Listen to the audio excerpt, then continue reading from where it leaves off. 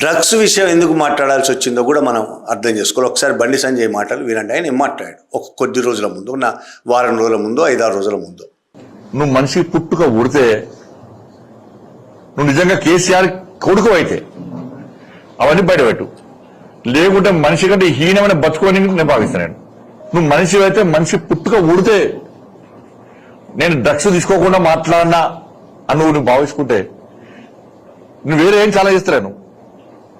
నీకు 24 గంటల టైం ఇస్తున్నా, నువ్వు బయట పెట్టు. నువ్వు మనిషి పుట్టుక ఊడితే, లేకుంటే మనిషిలకు ఎవరు గ్రహించాను. అయితే జంతువు కంటే చీమ కంటే హీనంగా నీ బతుకు అని చెప్తే తెలంగాణ సమాజం చెప్తా. చీమ కంటే హీనమైన బతుకు కేసీఆర్ కొడుకుది.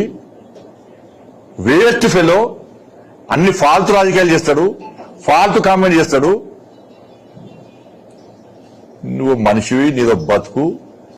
డ్రగ్స్ తీసుకుని ఎండకాలం కదా, డ్రగ్స్ డోస్ ఎక్కువ తీసుకుంటారు. ఈ మధ్య డ్రగ్స్ డోస్ ఎక్కువ తీసుకుంటారు, ఎందుకంటే ఎండకు చెమట పోతా ఉంటారు బాగా. డ్రగ్స్ డోస్ ఎక్కువ తీసుకుంటాడు, డోస్ ఎక్కువ తీసుకుంటాడు. బండి సంజయ్ ఈ విధంగా కేటీఆర్ మీద మాట్లాడమే కాదు, బండి సంజయ్ మన రాష్ట్రంలో అత్యంత విద్వేషకరమైన మాటలు మాట్లాడడంలో బండి సంజయ్, నిజామాబాద్ ఎంపీ అరవింద్ నెంబర్ 1. అంతకు ముందు నుంచి ఉన్న నాయకులుగా ఉన్న కిషన్ రెడ్డి, మిగతా వాళ్ళంతా విద్వేష భావజాలం రెచ్చగొట్టే మాటలు మాట్లాడరు. వాళ్ళు అధ్యక్షులుగా ఉన్నారు, కిషన్ రెడ్డి ఉన్నాడు, లక్ష్మణ్ ఉన్నాడు, ఇంకా చాలామంది ఉన్నారు.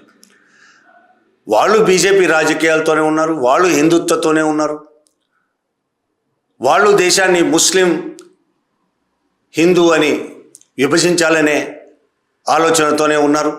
కానీ మాట్లాడే భాష మాత్రం మరి బండి సంజయ్ లాగా విద్వేషం రెచ్చగొట్టే విధంగా, అవతల వాళ్ళని కించపరిచే విధంగా, బట్టగాల్చి మీదేసే విధంగా వాళ్ళది ఉండదు. కొంత, పూర్తిగా అని కాదు, కొంత మేరకు.